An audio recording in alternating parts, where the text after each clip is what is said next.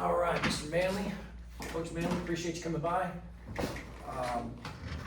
You may not know why you're here, but I just want to talk to you about some recent events that have unfolded on campus, some which you may be aware of and some that you may not be aware of. But essentially, I spoke to Mr.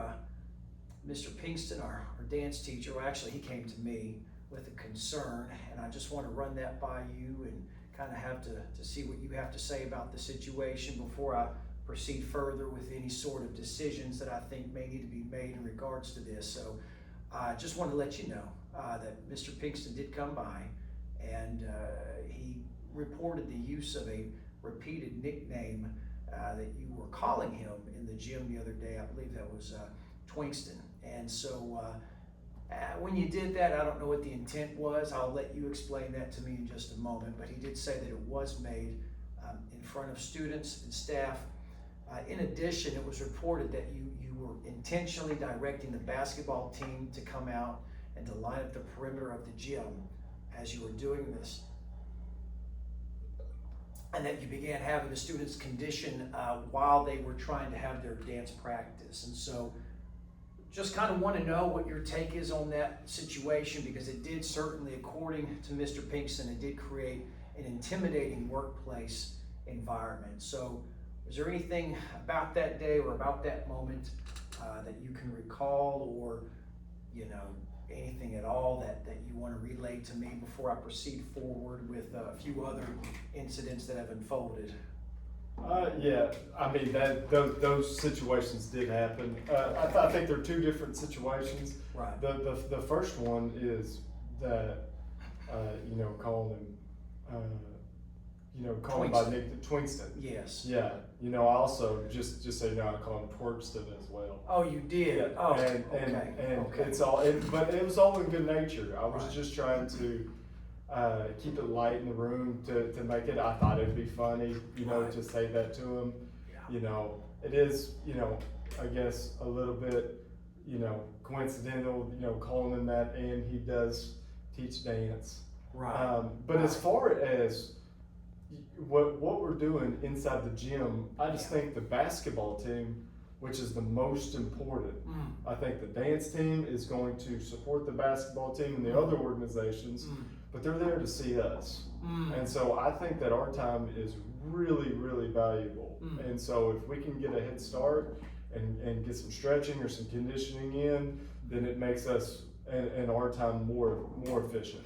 Well, I see what you mean, and certainly from a coach's perspective, you must prioritize. I understand that, but also from an admin perspective, we have to prioritize everybody's time. I mean, our students who are there to support you, as you said, through cheer or dance or whatever that may be, they have just as much of a right to the facilities that you would have, and so I'm sure that you would understand the importance of that. I do understand that you were probably joking when you said those names. I certainly would like to assume that it did not come from any other intent, but I would definitely recommend that we refrain from those things, and I will be addressing those just a little bit later in this meeting. But I do also want to discuss a couple of previously documented complaints that we've had back in August, in the beginning of the year. Ms. Ramirez, one of our English teachers, as you know, she reported that during a morning hallway duty transition near the English wing, that you made a few dismissive comments about the classroom teachers while the students were actively passing by. And according to her statement, you referred to the academic teachers as babysitters who wouldn't last 5 minutes coaching real kids. After she reminded a student athlete to report to tutoring before practice, several students overheard this exchange, and later they repeated that comment in class, which undermined her authority, and it created a lot of embarrassment for her. When she attempted to address the concern privately with you that day, I think you laughed it off, and you kind of made the comment, something along the lines of teachers worry more about worksheets while coaches build discipline. And so this incident, certainly caused a ding, I guess you could say, in the trust, and certainly I just want to, just make you aware that on this campus we have to have that respect for one another, cross-departmental.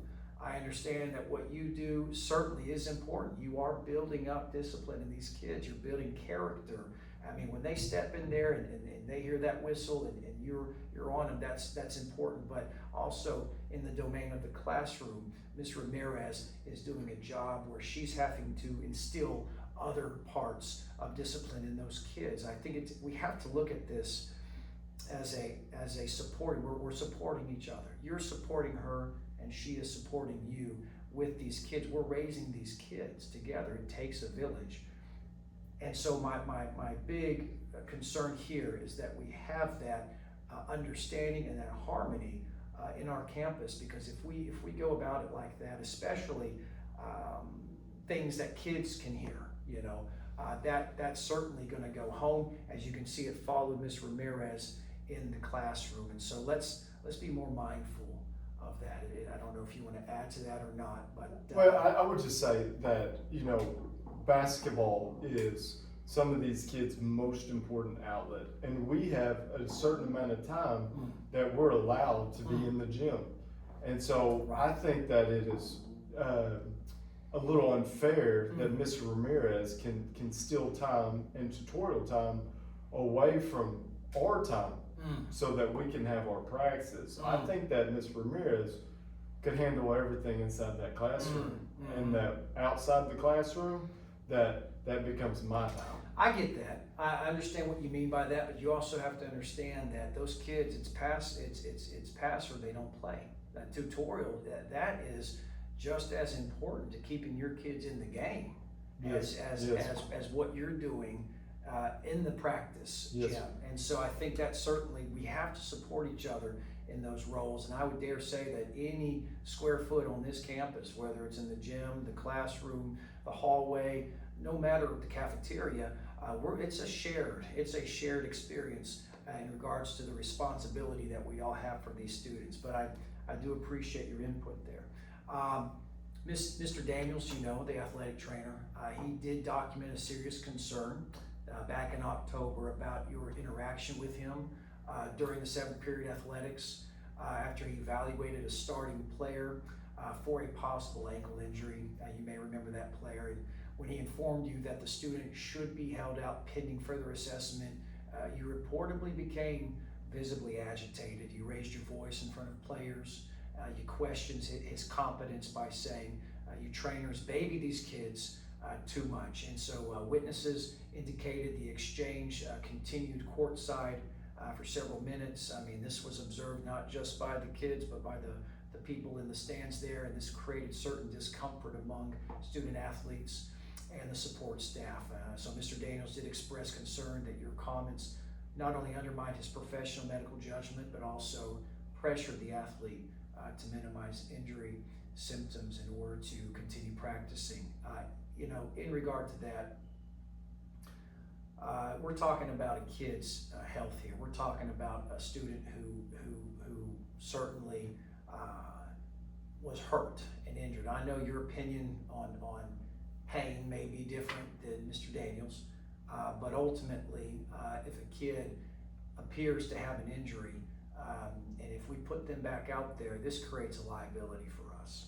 This definitely, we don't want to see that happen to any of our students. Certainly an injury is no fun, but if we were to make it worse, you see, that's going to reflect poorly on us, and we must be mindful of that whenever we have those types of situations. So certainly an area where I think we're going to have to be more mindful. I just think that we're here to win ball games.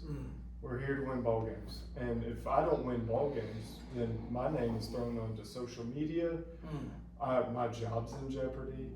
And so winning ball games is just really, really important. And I do think that in this generation that we are taking it easy on these kids. We're giving them the easy way out. And I think in life, it's gonna be a little bit hard for them, that it's gonna be a huge transition, because we really aren't making these kids as tough as they can be.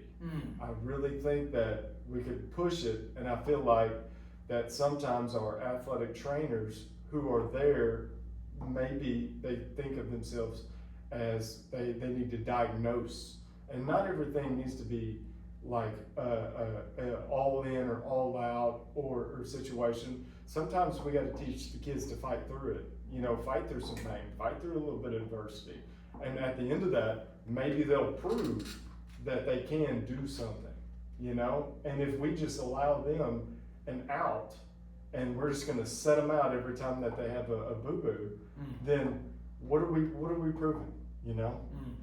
I have a complete disagreement on that. I think we should just teach them to be tough.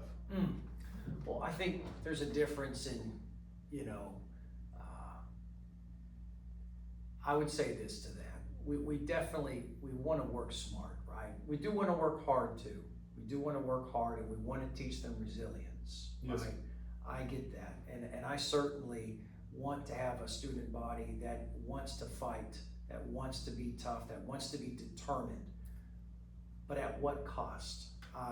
Let's just say, fortunately, this student has recovered.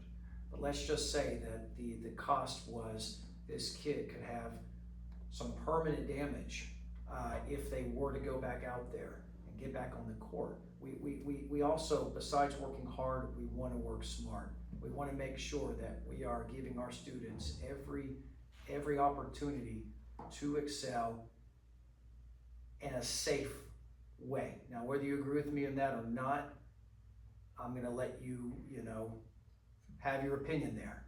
But I think safety, just like in any workplace, the first thing you have to consider is the safety, not only of ourselves, but of our students. I mean, you start any job, what's the first thing they're going to tell you? Safety first. And so to me, I think paramount, we have to look after the well-being of these kids. That's what we're here for. That's what all of us are here for.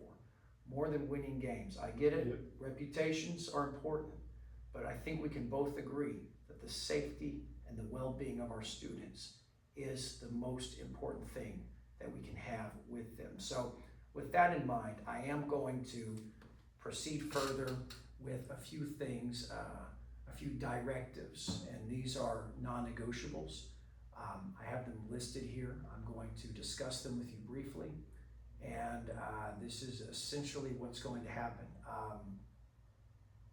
Each of the prior concerns that were addressed with you are dealing with coaching conversations, and in each of these cases, expectations for professionalism, mutual respect, and adherence to campus procedures are clearly being reviewed. And so the present complaint that we were discussing with our dance teacher demonstrates that the conduct that you have been demonstrating prior in this year has still continued. And I know we've had some of those conversations in the past, but we're still seeing a trend here, and that is why we are now going to, effective immediately, give you some directives, and I hope you're listening to these. The first one says you will refrain from using nicknames, jokes, labels, or comments that demean, stereotype, or target any staff member. That's the first one. The second one, you are to follow the established gym scheduling agreement exactly as assigned. So again, if somebody has a practice in that gym, you are not to interfere with that practice. Third, cease all athletic activity in shared spaces until the scheduled instructional group has fully concluded. Next, you are to maintain professional communication with all staff, especially including when disagreements arise. Next, you are to address facility conflicts through administration rather than direct confrontation. If there's an issue, come to me. Just come to me. You can text me, call me if you have to. I will find you. I will help in any way that I can for any sort of conflict.